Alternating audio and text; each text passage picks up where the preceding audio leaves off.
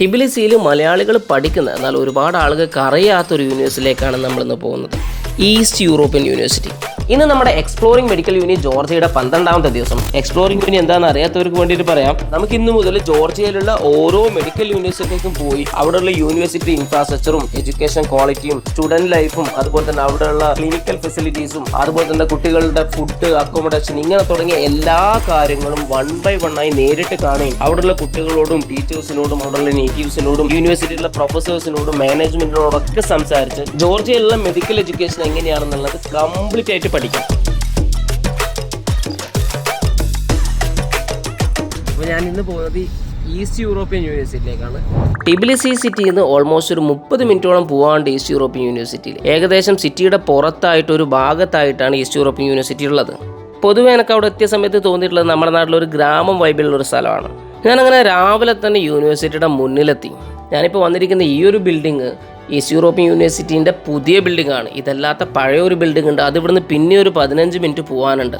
ഈ പഴയ ബിൽഡിങ്ങിലും പുതിയ ബിൽഡിങ്ങിലും രണ്ടിലും അങ്ങോട്ടും ഇങ്ങോട്ടും മാറിയാണ് കുട്ടികൾക്ക് ക്ലാസ്സുകൾ ഇവിടെ നടക്കാറുള്ളത്. പിന്നെ ഈസ്റ്റ് യൂറോപ്യൻ യൂണിവേഴ്സിറ്റിയിൽ മെഡിസിൻ മാത്രമല്ല വേറെയും ഒരുപാട് കോഴ്സുകളുണ്ട്. പക്ഷേ മലയാളി സ്റ്റുഡൻസ്, ഇന്ത്യൻ സ്റ്റുഡൻസ് ഒക്കെ കൂടുതൽ വരുന്നത് മെഡിസിന് വേണ്ടിയിട്ടാണ്. യൂണിവേഴ്സിറ്റിൻ്റെ ഗേറ്റ് കടന്ന് ആദ്യം തന്നെ ഒരു സെക്യൂരിറ്റി പാനലാണുള്ളത്. ഈ സെക്യൂരിറ്റിയുടെ പെർമിഷൻ കിട്ടിയിട്ട് വേണം കുട്ടികൾക്ക് എല്ലാവർക്കും ഉള്ളിലേക്ക് വരാൻ. ഞാനങ്ങനെ സെക്യൂരിറ്റി ഗേറ്റും കഴിഞ്ഞ് യൂണിവേഴ്സിറ്റിൻ്റെ ക്യാമ്പസിലേക്ക് കയറി.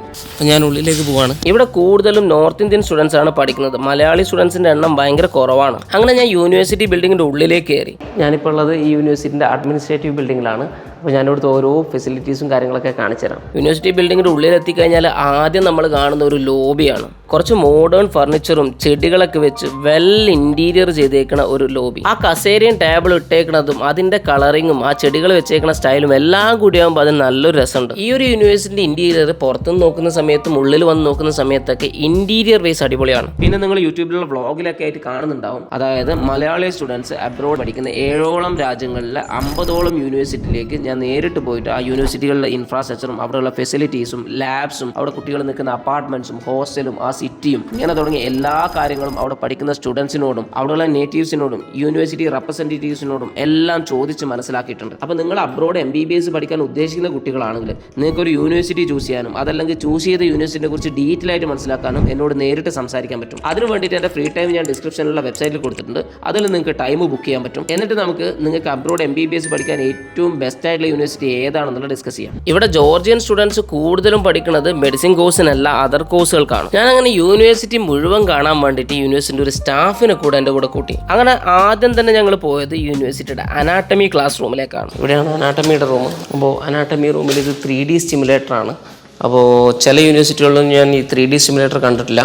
അപ്പോൾ ഇതിലെന്ത് ചെയ്യാന്ന് വെച്ച് കഴിഞ്ഞാൽ ഇതിൽ യൂണിറ്റിയിൽ റൺ ചെയ്യുന്നൊരു പ്രോഗ്രാം ഉണ്ടാവും.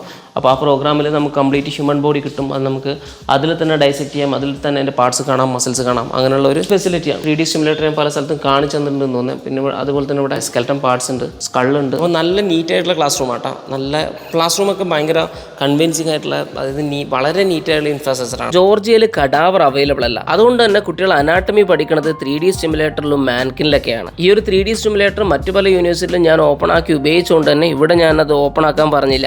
ആ ഒരു ക്ലാസ് റൂമിൽ ഏകദേശം 50 സ്റ്റുഡൻസിനോളം ഇരിക്കാനുള്ള ഫെസിലിറ്റി ആയിരുന്നു ഉണ്ടായിരുന്നത്. East European university 2017 MBBS instruction start ചെയ്തത്. അതുകൊണ്ട് തന്നെ അവിടുന്ന് പാസ് ഔട്ട് ആയ ഇന്ത്യൻ സ്റ്റുഡൻസ് ഉണ്ട്. ഈ ഒരു യൂണിവേഴ്സിറ്റിയുടെ FMG പാസ് പെർസെൻറ്റേജ് എന്ന് പറയുന്നത് 10% ആണ്, കമ്പാരിറ്റീവ്ലി കുറവാണ്. ഞാനങ്ങനെ അവിടുന്ന് മറ്റൊരു ക്ലാസ് റൂമിലേക്ക് പോയി.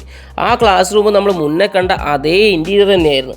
Almost same structure. LCD screen ഉണ്ട്, അത് സ്മാർട്ട് സ്ക്രീനാണ്. ക്ലാസ്സിലെ മുഴുവൻ ആൾക്കാർക്കും ഇൻ ഡീറ്റെയിൽ ആയിട്ട് എന്താണോ എഴുതി വെച്ചിരിക്കുന്നത് ക്ലിയർ ആയിട്ട് കാണാൻ പറ്റുമെന്ന് എനിക്ക് തോന്നുന്നുണ്ട്. അതിൽ ഈസ്റ്റ് യൂറോപ്യൻ യൂണിവേഴ്സിറ്റിയിൽ നമ്മൾ മുന്നേ പറഞ്ഞ പോലെ ലെക്ചർ ക്ലാസ്സുകളും സെമിനാർ ക്ലാസ്സുകളും ഉണ്ട്. ലെക്ചർ ക്ലാസ്സുകൾ മൾട്ടിപ്പിൾ ബാച്ചിന് ഒന്നിച്ചും സെമിനാർ ക്ലാസ്സുകൾ ഓരോ ബാച്ചിന് സെപ്പറേറ്റ് ആയിട്ടാണ് ഉണ്ടാവാറുള്ളത്.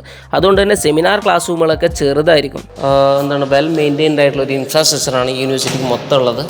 ഈ കണ്ട 2 ക്ലാസ് റൂം പോലെയാണ് എല്ലാ ക്ലാസ് റൂമുള്ളത്. അപ്പോൾ ഞാൻ എല്ലാത്തിലും കയറുന്നില്ല, സെയിം ഫെസിലിറ്റീസാണ് എല്ലാത്തിലും. അപ്പോൾ യൂണിവേഴ്സിറ്റിയിൽ നിന്ന് എൻ്റർ ചെയ്തിട്ട് നേരെ കയറി കഴിഞ്ഞാൽ ഇവിടെ ലോബിയാണ്. അപ്പോൾ ലോബി കഴിഞ്ഞിട്ട് നേരെ റൈറ്റിലേക്ക് പോകുന്ന സമയത്താണ് നമുക്ക് എന്ത് വെച്ചാൽ അനാട്ടമി ലാബും കാര്യങ്ങളൊക്കെ ഉള്ളത്. ഞാനങ്ങനെ അവിടുന്ന് നേരെ യൂണിവേഴ്സിറ്റിയുടെ ഒരു കോൺഫറൻസ് റൂമിലേക്ക് വന്നു. ആ ഒരു കോൺഫറൻസ് റൂമിൽ ഓൾമോസ്റ്റ് 100 സ്റ്റുഡൻസിന് ഇരിക്കാനുള്ള ഫെസിലിറ്റി ഉണ്ടായിരുന്നു. ചെറിയ പ്രോഗ്രാമുകൾ, ചില ലെക്ചേഴ്സൊക്കെ ഈ ഒരു കോൺഫറൻസ് ഹാളിൽ നടക്കാറുള്ളത്. അപ്പോൾ ഇവരുടെ ലൈബ്രറി ഉള്ളത് 4ാമത്തെ ഫ്ലോറിലാണ്. അപ്പോൾ ലിഫ്റ്റിൽ വേണം നമുക്ക് പോകാൻ. അപ്പോൾ ലിഫ്റ്റിലേക്ക് കയറാണ്. ഞങ്ങൾ അവിടുന്ന് നേരെ യൂണിവേഴ്സിറ്റിൻ്റെ ലൈബ്രറിയിലേക്ക് പോയി. ഈസ്റ്റ് യൂറോപ്യൻ യൂണിവേഴ്സിറ്റിൻ്റെ ലൈബ്രറി അത്യാവശ്യം വലിയൊരു ലൈബ്രറി ആയിരുന്നു. ഇവിടെ ഞാൻ നേരത്തെ പറഞ്ഞല്ലോ MBBS അല്ലാത്ത മറ്റു പല കോഴ്സുകളും ഉണ്ട്. അപ്പോൾ അതിൻ്റെ ബുക്സ് കൂടെ ഈ ഒരു ലൈബ്രറിയിലുണ്ട്. ഞാൻ ലൈബ്രറി പോയ സമയത്ത് അവിടെ കൂടുതലുണ്ടായിരുന്നത് ജോർജിയൻ സ്റ്റുഡൻസ് ആയിരുന്നു. പിന്നെ ഈ ഒരു ബിൽഡിംഗ് പുതിയ ബിൽഡിംഗ് ആയതുകൊണ്ട് അതിൻ്റെ ഒരു വ്യത്യാസം ലൈബ്രറിക്കുണ്ട്. ലൈബ്രറിക്കും ആ ഒരു പുതുമ ഉണ്ടായിരുന്നു. അവിടെ ഞങ്ങൾ യൂണിവേഴ്സിറ്റിൻ്റെ കമ്പ്യൂട്ടർ ലാബിലേക്ക് പോയി. മറ്റു യൂണിവേഴ്സിറ്റിയുടെ കമ്പ്യൂട്ടർ ലാബുകൾ കമ്പയർ ചെയ്യുന്ന സമയത്ത് അത്ര വലുതൊന്നുമില്ല, ചെറിയൊരു കമ്പ്യൂട്ടർ ലാബാണ്. ക്ലിനിക്കൽ സ്കിൽസ് ലാബ് ഉണ്ട്, പക്ഷെ അത് ഈ ഒരു കോമ്പൗണ്ടിലല്ല, വേറൊരു ബിൽഡിംഗ് കൂടെ അവർക്കുണ്ട്, അവിടെയാണ്. അപ്പോൾ കാര്യം എന്താണെന്ന് വെച്ച് കഴിഞ്ഞാൽ ഇവർ 4th ഇയർ മുതലാണ് ഒഫീഷ്യലി ഇവരുടെ ക്ലിനിക്കൽസ് സ്റ്റാർട്ട് ചെയ്യുന്നത്. പക്ഷേ ചെറിയ സ്റ്റിമുലേറ്ററും കാര്യങ്ങളൊക്കെ വെച്ചിട്ടുള്ള ക്ലിനിക്കൽസ് ഇവിടെ ഈ യൂണിവേഴ്സിറ്റിയിൽ ഒരു 3rd സെമസ്റ്റർ 4th സെമസ്റ്റർ മുതൽ കൊടുക്കാറുണ്ട്. 4th ഇയറിലാണ് ഒഫീഷ്യലി ക്ലിനിക്കൽസ് സ്റ്റാർട്ട് ചെയ്യുന്നത്. അപ്പോൾ അത്രയാണ് ഈസ്റ്റ് യൂറോപ്യൻ യൂണിവേഴ്സിറ്റി നമുക്ക് കാണാനുള്ളത്. ഈ ക്യാമ്പസിൻ്റെ പുറമൊക്കെ ഞാനൊന്ന് കാണിച്ചത്, അതായത് അവിടെ ഒരു കഫറ്റീരിയ ചെറിയൊരു കഫറ്റീരിയ പോലുള്ളതുണ്ട്. ഒരുപാട് ഇന്ത്യൻ സ്റ്റുഡൻസ് ഉണ്ട് ഇവിടെ. കാര്യം ഇന്ത്യൻ സ്റ്റുഡൻസിൻ്റെ ഗ്രാജുവേഷൻ ആയിരുന്നു ഞാൻ വന്ന ആ ഒരു ദിവസം. അന്ന് എനിക്ക് വരാൻ പറ്റിയില്ല, വന്ന പാടായതുകൊണ്ട്. ഈ യൂണിവേഴ്സിറ്റിനെ കുറിച്ച് ഡീറ്റെയിൽ ആയിട്ടുള്ള കാര്യങ്ങൾ നിങ്ങൾക്ക് അറിയണമെങ്കിൽ, അല്ലെങ്കിൽ നമ്മൾ ഈ പറഞ്ഞതിൽ എന്തെങ്കിലും ഡൗട്ടുകൾ നിങ്ങൾക്ക് ഉണ്ടെങ്കിൽ ഡിസ്ക്രിപ്ഷനിൽ നമ്പർ കൊടുത്തിട്ടുണ്ട്, ആ നമ്പറിലേക്ക് വിളിക്കുകയോ അല്ലെങ്കിൽ കമൻറ്റ് ബോക്സിൽ കമൻറ്റ് ചെയ്യുകയോ ചെയ്യാം. അടുത്ത വീഡിയോയിൽ നമുക്ക് ജോർജിയയിലുള്ള മറ്റൊരു യൂണിവേഴ്സിറ്റിയായുള്ള ഗ്രൂണി യൂണിവേഴ്സിറ്റി കാണാം.